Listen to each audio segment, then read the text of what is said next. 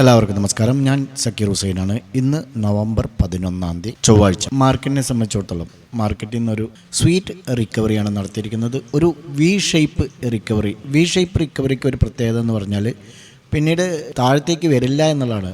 Red candle അഥവാ ഫോമായിൽ തന്നെ താഴത്തേക്ക് വരാൻ സാധ്യതയില്ല എന്നുള്ളത്. സ്കാൽപ്പിംഗ് ചെയ്യുന്നവർക്ക് ഈ റെഡ് ക്യാൻഡിൽ ഫോം ആയി കഴിഞ്ഞാൽ പുട്ട് സൈഡ് സ്കാൽപ്പിംഗ് ചെയ്യാമെന്ന് മാത്രം. അതും 100% പെർഫെക്റ്റ് അല്ല, ചെയ്യാമെന്ന് മാത്രം. ലക്കിയിൽ കിട്ടിയാൽ കിട്ടിയെന്ന് മാത്രം. അതാണ് വി ഷേപ്പ് റിക്കവറിയുടെ ഒരു പ്രത്യേകത എന്ന് പറയുന്നത്. ഏതായിരുന്നാലും ഇന്ന് ഓപ്പൺ ചെയ്തത് ഒരു ഗ്യാപ്പ് അപ്പ് ഓപ്പൺ ആണെങ്കിലും താഴത്തേക്ക് ഒരു പാനിക് സെല്ലിംഗ് ആണ് രാവിലെ നടന്നത്. കാരണം ഡൽഹി സ്ഫോടനവുമായി ബന്ധപ്പെട്ട് ഒരു പാനിക് സെല്ലിംഗ് നടന്നു. 25,450 എന്ന സോണിൽ നിന്ന് വീണ്ടും സപ്പോർട്ട് എടുത്ത് അതിസുന്ദരമായി ഒരു റിക്കവറിയാണ് നമുക്ക് കാണാൻ കഴിഞ്ഞത്. 9 EMA, അതുപോലെ 14 EMA, 20 EMA, 200 EMAക്കൊക്കെ മുകളിലാണ് ക്ലോസ് ചെയ്തിരിക്കുന്നത് എന്നുള്ളതാണ്. ഇൻട്രാഡേ ഹൈ ലെവലിലാണ് ഇന്ന് ക്ലോസ് ചെയ്തിരിക്കുന്നത്. 120 പോയിന്റ് പോസിറ്റീവിൽ 25,694 എന്ന റേഞ്ചിലേക്ക് എത്തിയിരിക്കുന്നു. മാത്രമല്ല US സെനറ്റ് ഇതുവരെയുള്ളതിൽ വെച്ച് ഏറ്റവും ദൈർഘ്യമേറിയ ഫെഡറൽ ഷട്ട് ഡൗൺ അവസാനിപ്പിക്കുന്നതിനുള്ള ബിൽ പാസ്സാക്കുകയും ചെയ്തിട്ടുണ്ട്. അതും കൂടിയാണ് ഈ ആഗോള മാർക്കറ്റുകൾ ഒരു തിരിച്ചുവരവ്, ഒരു നല്ല രീതിയിലുള്ള ഒരു തിരിച്ചുവരവ് നടത്തിയിരിക്കുന്നത്. പ്രധാനമായും സെക്കൻഡ് ക്വാർട്ടർലി റിസൾട്ട് സീസൺ അവസാനത്തോട് അടുക്കുകയാണ്. അതുപോലെ തന്നെ ബ്രോഡർ മാർക്കറ്റുകളിലേക്ക് വരികയാണെങ്കിലും പ്രതീക്ഷിച്ചതിലും നല്ല പ്രകടനമാണ് ഇത് നടത്തിയിരിക്കുന്നത്. IT, ഓട്ടോ, മെറ്റൽ, FMCG സെക്ടറുകളിലെ നേട്ടങ്ങളാണ് ഇന്നത്തെ റാലി നിലനിർത്തിയത് എന്ന് വേണം പറയാൻ. അതുപോലെ തന്നെ ഫുഡ് ഇൻഗ്രീഡിയൻസിൻ്റെ വിലയിൽ സ്ഥിരമായ ഇടിവ് കാരണം ഒരു മിതത്വം തുടരുമെന്ന പ്രതീക്ഷയാണ് നിക്ഷേപകർക്കുള്ളത്. അതുകൊണ്ടാണ് അവർ വരാനിരിക്കുന്ന ഡൊമസ്റ്റിക് ഇൻഫ്ലേഷൻ ഡാറ്റയ്ക്കായി കാത്തിരിക്കുന്നത്. അതുകൊണ്ട് തന്നെ ഭാവിയിൽ തേർഡ് ക്വാർട്ടർലി ഏർണിങ്സിൽ ഒരു സ്ട്രോങ് റിക്കവറിക്ക് സാക്ഷ്യം വഹിക്കുമെന്നാണ് പ്രതീക്ഷിക്കുന്നത്. എന്നാൽ ഇതെല്ലാം തന്നെ US-ഉം ഇന്ത്യയും തമ്മിലുള്ള ട്രേഡിംഗ് ഡീൽ വളരെയധികം സുഗമമായ രീതിയിൽ അവസാനിപ്പിക്കുന്നത് പോലെയായിരിക്കും. നിഫ്റ്റിയുടെ ഡെയിലി ചാർട്ടിലേക്ക് വരികയാണെങ്കിൽ 25,450, 25,500 എന്നുള്ള ഈ സപ്പോർട്ട് സോണിനെ വീണ്ടും റെസ്പെക്റ്റ് ചെയ്തതിന് ശേഷം ഇൻട്രാഡേ ചാർട്ടുകളിൽ ഒരു ബുള്ളിഷ് റിവേഴ്സൽ പാറ്റേൺ ആണ് ഫോം ആക്കിയിരിക്കുന്നത്. മാത്രമല്ല ലോവർ സൈഡിൽ ഒരു സ്ട്രോങ് ബൈയിങ് പ്രഷർ കാണിക്കുകയും ചെയ്തിട്ടുണ്ട്, എടുത്തു കാണിക്കുന്നുണ്ട്.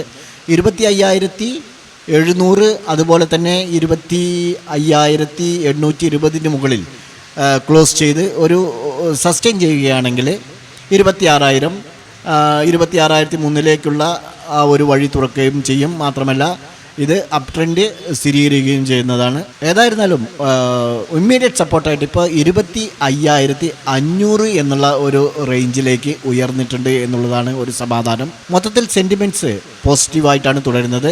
ഇന്ന് സെൻസെക്സ് 335 പോയിന്റ് പോസിറ്റീവിൽ 83,871 ക്ലോസ് ചെയ്തിരിക്കുന്നത്. അതുപോലെ ബാങ്ക് നിഫ്റ്റി 200 പോയിന്റ് പോസിറ്റീവിൽ 58,138 ക്ലോസ് ചെയ്തിരിക്കുന്നു. നിഫ്റ്റി 120 പോയിന്റ് പോസിറ്റീവിൽ 25,695 ക്ലോസ് ചെയ്തിരിക്കുന്നു. 25,450 എന്നുള്ള ഈ ഒരു ലോവർ സൈഡിൽ നിന്ന് 245 പോയിന്റ് പോസിറ്റീവിലാണ്, 245 പോയിന്റാണ് റിക്കവർ നടത്തിയിരിക്കുന്നത് നിഫ്റ്റി.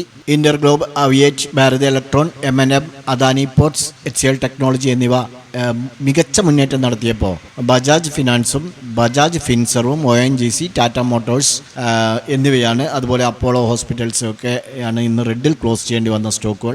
അതുപോലെ ബോർഡർ മാർക്കറ്റിലേക്ക് വരുമ്പോൾ നിഫ്റ്റി മിഡ് ക്യാപ്പ് ഒരു 0.5% ഉയരുന്നു. എന്നാൽ സ്മോൾ ക്യാപ്പ് സ്ലൈറ്റ്ലി റെഡിലാണ് ക്ലോസ് ചെയ്തിരിക്കുന്നത്. അതുപോലെ തന്നെ സെക്ടറൽ വേസ്റ്റ് നോക്കുകയാണെങ്കിൽ നിഫ്റ്റി, IT, ഓട്ടോ എന്നിവയാണ് ഏറ്റവും കൂടുതൽ നേട്ടമുണ്ടാക്കിയത്. അവ ഏകദേശം 1.25% ഇന്ന് പോസിറ്റീവിലാണ്.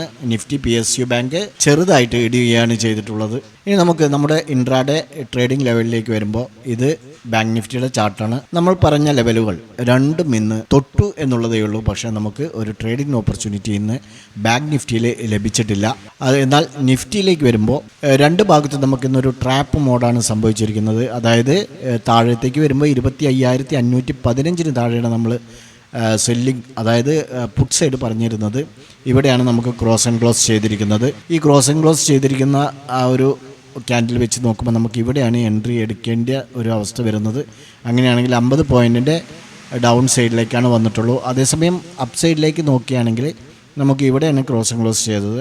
നെക്സ്റ്റ് ഒരു റീടേസ്റ്റിന് വേണ്ടി നമ്മൾ വെയിറ്റ് ചെയ്തു. അതിനുശേഷം ഇവിടെ നിന്ന് എൻട്രി എടുക്കുകയാണെങ്കിൽ 50 പോയിൻറ്റ് മുകളിലേക്കും. എന്നാൽ ഇത് ഈവനിങ് മാർക്കറ്റ് ക്ലോസിങ്ങിനോടനുബന്ധിച്ചുള്ള ടൈം ആയതുകൊണ്ട് തന്നെ ഇവിടെ ട്രേഡ് എടുക്കാനുള്ള സാധ്യത കൂടുതലില്ല. ഏതായിരുന്നാലും ഇന്ന് നിഫ്റ്റിയിൽ ചെറിയ തോതിലുള്ള ഒരു ചെറിയ പ്രോഫിറ്റ് ബുക്ക് ചെയ്തിട്ടുണ്ടാവും എന്ന് പ്രതീക്ഷിക്കുന്നു. ഇനി നമുക്ക് നാളെ ട്രേഡ് ചെയ്യാനായിട്ട് നാളെ ഏതായിരുന്നാലും ഒരു അപ്പ് മൂവ്മെൻറ്റിനുള്ള സാധ്യത തന്നെയാണ് കാണുന്നത്. നമുക്ക് നാളെ ഒരു ഗ്യാപ്പ് അപ്പ് ഓപ്പണിംഗ് ആണ് നടക്കുന്നതെങ്കിൽ നമുക്ക് ഈ ഒരു റേഞ്ചിൽ നിന്ന് 25,785 നിന്ന് എൻട്രി എടുത്ത് മുകളിലേക്ക് പോകാവുന്നതാണ്. അതുപോലെ തന്നെ അഥവാ ബൈ ചാൻസ് താഴത്തേക്ക് വരികയാണെങ്കിൽ 25,580 താഴെയും നമുക്ക് നിഫ്റ്റിയിൽ ഈ 2 ലെവലുകൾ നാളെ വാച്ച് ചെയ്യാവുന്നതാണ്. അതുപോലെ ബാങ്ക് നിഫ്റ്റിയിലേക്ക് വരുമ്പോൾ നമുക്ക് നാളെ ഒരു ഗ്യാപ്പ് അപ്പ് ഓപ്പണിംഗ് ആണ് സംഭവിക്കുന്നതെങ്കിൽ ഈ ഒരു സോണിൽ നിന്ന് 58,280 നിന്ന് എൻട്രി എടുത്താൽ മതിയാവും. അതുപോലെ തന്നെ ഡൗൺ സൈഡിലേക്കാണ് ബൈ ചാൻസ് വരുന്നതെങ്കിൽ നമുക്ക് ഈ ഒരു സ്വിംഗ് ലോയിൽ നിന്ന് 57,930 നിന്ന് താഴത്തേക്കും എടുത്തു പോകാവുന്നതാണ്. അപ്പോൾ ഈ 2 ഇൻഡെക്സുകളുടെ ലെവലുകളും നിങ്ങൾ നാളെ വാച്ച് ചെയ്യുക. അതുപോലെ തന്നെ നിങ്ങളുടെ ട്രേഡിംഗ് പ്ലാറ്റ്ഫോമിൽ ആഡ് ചെയ്ത് ഇത് സസൂക്ഷ്മം വീക്ഷിക്കുക. ട്രേഡ് എടുക്കുകയാണെങ്കിൽ കൃത്യമായ സ്റ്റോപ്പ് ലോസ് വെച്ച് നിങ്ങൾ ട്രേഡ് എടുക്കാൻ ശീലിക്കുക. ഞങ്ങളുടെ വീഡിയോ എഡ്യൂക്കേഷൻ പർപ്പസിന് വേണ്ടി മാത്രമാണ്. നാളെ നല്ലൊരു പ്രോഫിറ്റബിലിറ്റി ആവട്ടെ എന്ന് ആശംസിച്ചുകൊണ്ട് നിർത്തുന്നു. ബൈ.